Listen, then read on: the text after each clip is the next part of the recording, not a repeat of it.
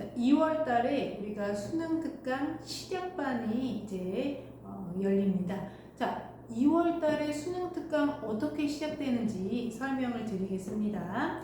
자, 수능 특강 어떻게 공부를 하면 되나요? 문학은 50%가 연계가 됩니다. 그러면 비문학은 어떻게 되나요? 비문학도 50% 연계라고 하지만 사실 비문학 같은 경우에는 소재만 같기 때문에 크게 신경 쓰지 않아도 됩니다. 그래서 수업 시간에 수능 특강 비문학을 갖고 수업을 길게 할 필요는 없어요. 얘는 보통 숙제로 다 이제 커버가 됩니다. 그래서 가끔 재종반에서는 이제 수능 특강을 아예 비문학을 안 풀리기도 하는데 그래도 또 소재가 겹치면 또 마음에 안정이 올 수 있기 때문에 비문학을 한 번은 풀어는 봐야 합니다. 일단 뭐 수업 시간엔 그래서 진도를 나가지는 않고요. 자, 그러면 문학은 어떻게 수업이 들어가나요? 자, 2월 달이면 이제 수능 특강이 시작되는데요. 한 번에 끝낸다고 생각하시면 됩니다. 수능 특강 일단 지문 공부하고 그 다음에 연계 문제로 숙제 같이 풀어옵니다. 자, 그리고 세 번째로 해당 지문이 기출에 나왔던 거 같이 공부를 하면서 풀어봐야 합니다. 이 세 가지가 같이 되면 한 번에 끝낼 수 있습니다. 가장 힘든 제 경우가 2학기가 되었을 때 수능 완성이 나왔는데 수능 완성도 끝나고 나서 이제 남들처럼 문제풀이를 해야 되는데 그때 가서 수능 특강을 다시 공부해야 될 것 같아. 내용이 기억이 안 나. 이렇게 되면 일단 시작부터 잘못된 거죠.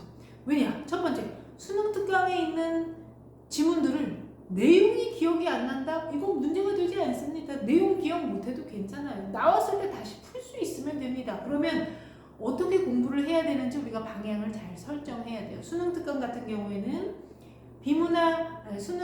문학 기출에 있는 각 영역의 고전시가, 현대시, 고전소설, 현대소설, 극수필 그 영역들에서 출제되는 출제 요소를 수능 특강 지문들에다가 적용해서 이게 어떻게 잘 읽히는지 그 내용들을 내가 뽑아낼 수 있는지 그 기준으로 내가 볼 수 있는지 그걸 공부하는 게 수능 특강 공부입니다. 그래서 수능 특강 자체가 중요한 게 아니고요.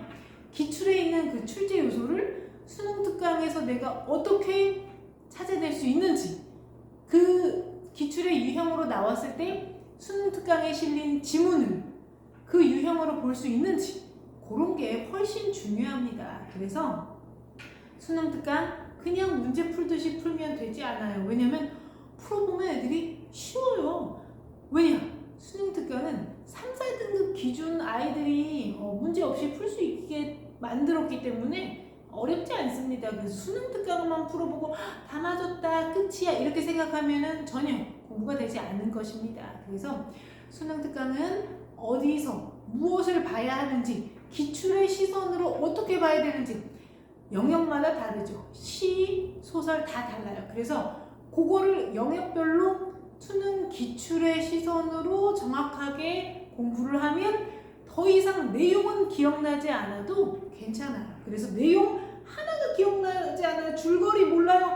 괜찮습니다. 그 유형, 그 지문의 문제가 수능에 나오면 그 학생은 언제든지 다시 풀 수 있어요. 그래서 줄거리를 다시 기억하겠다라고 마지막에 공부하는 친구들도 있는데 공부를 전혀 뭘 해야 되는지를 모르는 친구죠. 그래서 아예 시작할 때부터 하나의 지문이 나왔다, 임진록이 나왔다. 올해 이제 수능 특강에 나와 있는 고전 소설 임진록이 나왔다. 그럼 내가 얘를 무슨 시선으로 봐야 할지 기출에서는 어떻게 나왔었고 최근 기출은 어떤 경향인지를 알아야 그 문제를 접근할 수가 있습니다.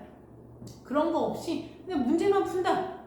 그냥 사설 모의고사 푸는 거하고 별반 다르지 않습니다. 그래서 기출의 시선으로 봐야 하고 그 다음에 이제 숙제로 연계 문제집 이제 풀어오는데요. 수능 특강 변형 문제 아닙니다. 같은 제목의 다른 해 EBS 수능 특강에 실려있던 지문이거나 다른 모의고사에 실려있는 지문들 그러면 지문 내용 자체가 다릅니다. 새로운 소설로 느껴져요. 그걸 풀 수 있어야 연계가 확실히 된 겁니다.